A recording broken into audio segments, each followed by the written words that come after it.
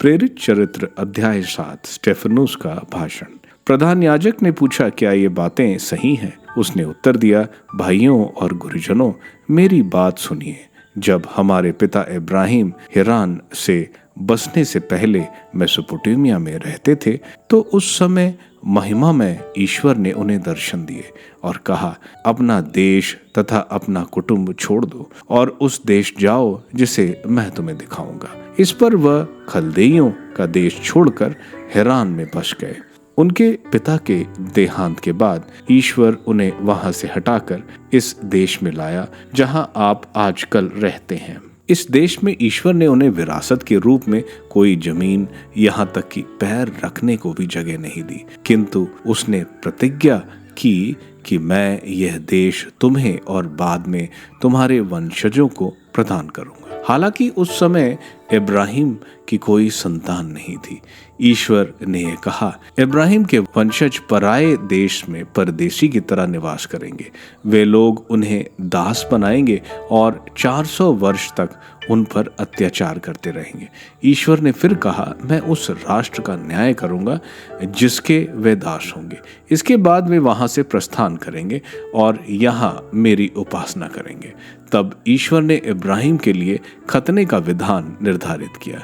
इब्राहिम ने इसहाक को उत्पन्न किया और 8वें दिन उनका खतना किया। इसहाक से याकूब और याकूब से 12 कुलपति उत्पन्न हुए।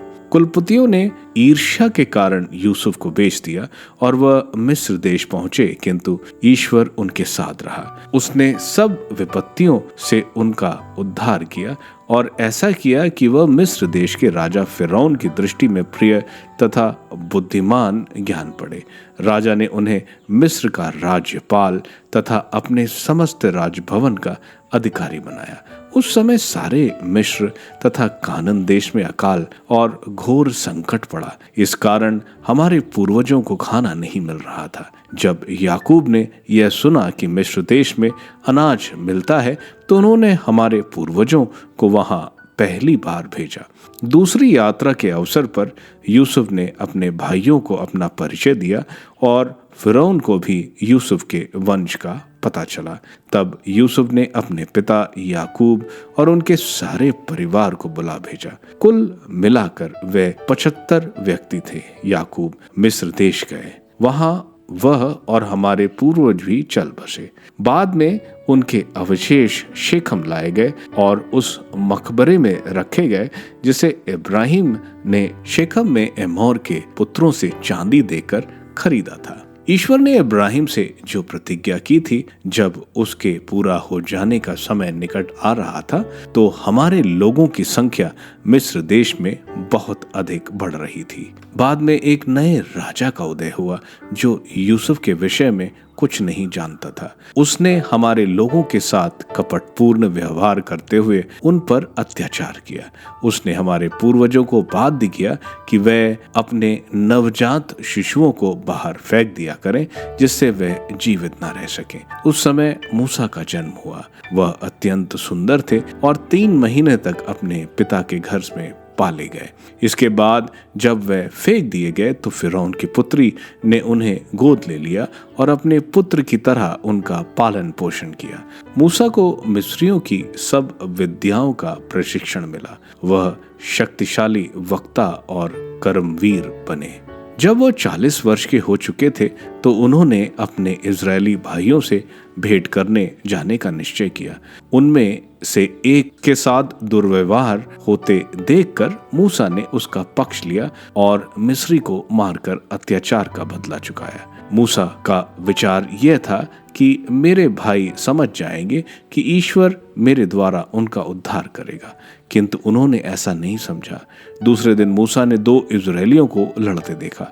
उन्होंने यह कहकर उनसे मेल कराने का प्रयास किया, मित्रों, आप लोग भाई हैं, आप क्यों एक दूसरे को चोट पहुंचाना चाहते हैं? जो व्यक्ति अपने पड़ोसी के साथ अन्याय कर रहा था, उसने मूसा को ढकेल दिया और कहा, किसने तुमको हमारा शासक और न्यायकर्ता नियुक्त किया?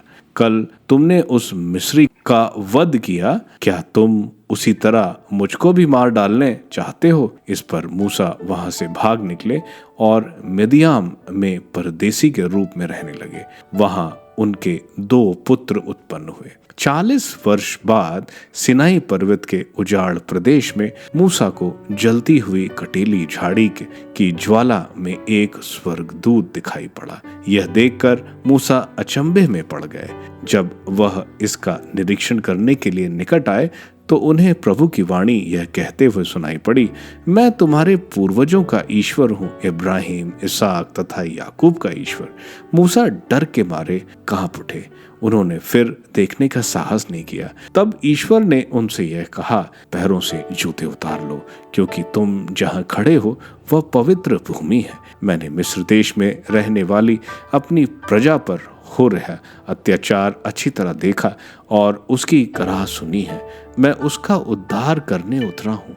अब तैयार हो जाओ, मैं तुम्हें मिस्र देश भेजूंगा। लोगों ने यह कहते हुए मूसा को अस्वीकार किया था, किसने तुमको शासक तथा न्यायकर्ता नियुक्त किया? ईश्वर ने कटीली झाड़ी में दिखाई पड़ने वाले स्वर्गदूत के माध्यम से उन्हीं मूसा को शासक तथा मुक्तिदाता के रूप में उनके पास भेजा।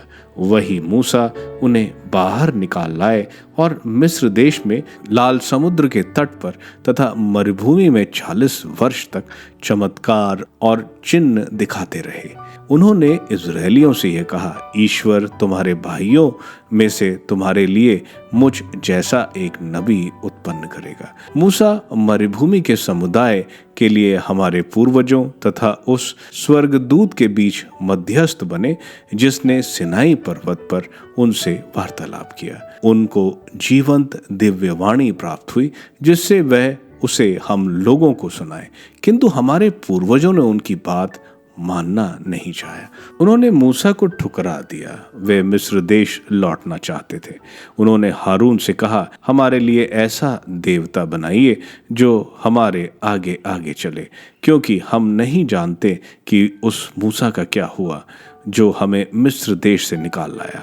उन दिनों उन्होंने बछड़े की देव मूर्ति बनाकर उसे बलि चढ़ाई और अपने हाथों की बनाई हुई मूर्तियों का उत्सव मनाया। तब ईश्वर उनसे विमुख हो गया और उसने उन्हें आकाश के नक्षत्रों की उपासना करने के लिए छोड़ दिया, जैसा कि नबियों के ग्रंथों में लिखा है। इजरायलियों, 40 वर्ष तक मरुभूमि में रहते समय तुम लोगों ने मुझे बलि तथा होम नहीं चढ़ाया। तुम लोग मोलक का तंबू और रेफान देवता का तारा अपने कंधे पर उठाकर ले जाते रहे, उन मूर्तियों को जिन्हें तुमने आराधना के निमित्त बनाया था। इसलिए मैं तुम लोगों को बाबुल में निर्वासित करूंगा।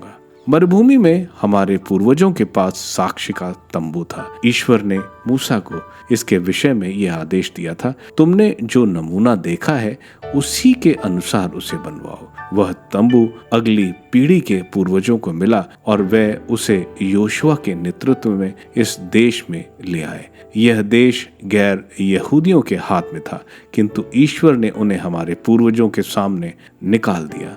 वह तंबू दाऊद के समय तक यहाँ रहा। दाऊद को ईश्वर की कृपा दृष्टि प्राप्त थी और उसने याकूब के घराने के लिए एक मंदिर बनवाने की अनुमति मांगी, किंतु सुलेमान ने मंदिर बनाया। फिर भी सर्वोच्च ईश्वर मनुष्यों द्वारा बनाए हुए भवनों में निवास नहीं करता, जैसा कि नबी ने कहा है, आकाश मेरा सिंहासन है और पृथ्वी मेरा पावदान। प्रभु कहता है, तुम मेरे लिए कौन सा मंदिर बनाओगे? मेरा निवास स्थान कहाँ होगा? क्या यह सब मेरा बनाया हुआ नहीं? हठ धर्मियों, आप लोग ना तो सुनना चाहते हैं और ना समझना। आप सदा ही पवित्र आत्मा का विरोध करते हैं, जैसा कि आपके पूर्वज किया करते थे। आपके पूर्वजों ने किस नबी पर अत्याचार नहीं किया? उन्होंने उन लोगों का वध किया जो धर्मात्मा के आगमन की भविष्यवाणी करते थे। आप लोगों को स्वर्गदूतों के माध्यम से संहिता प्राप्त हुई, किंतु आपने इसका पालन नहीं किया और अब आप उस धर्मात्मा के विश्वासघाती तथा हत्यारा बन गए हैं। वे स्टेफनुस की बातें सुनकर आग बबूला हो गए और दांत पीसते रहे। स्टेफनुस की मृत्यु। स्टेफनुस ने पवित्र आत्मा से परिपूर्ण होकर स्वर्ग की ओर दृष्टि की और ईश्वर की महिमा को तथा ईश्वर के दाहिने विराजमान ईसा को देखा। वह बोल उठा, मैं स्वर्ग को खुला और ईश्वर के दाहिने विराजमान मानव पुत्र को देख रहा हूं। इस पर उन्होंने ऊंचे स्वर से चिल्लाकर अपने कान बंद कर लिए। वह सब मिलकर उस पर टूट पड़े और उसे शहर के बाहर निकालकर उसे पत्थर मारते रहे। गवाहों ने अपने कपड़े साउल नामक नवयुवक के पैरों पर रख दिए। जब लोग स्टेफनुस पर पत्थर मार रहे थे तो उसने यह प्रार्थना करी, प्रभु ईसा मेरी आत्मा को ग्रहण कर। तब वो घुटने टेक कर ऊंचे स्वर से बोला, प्रभु यह पाप इन पर मत लगा। और यह कहकर उसने प्राण त्याग दिए।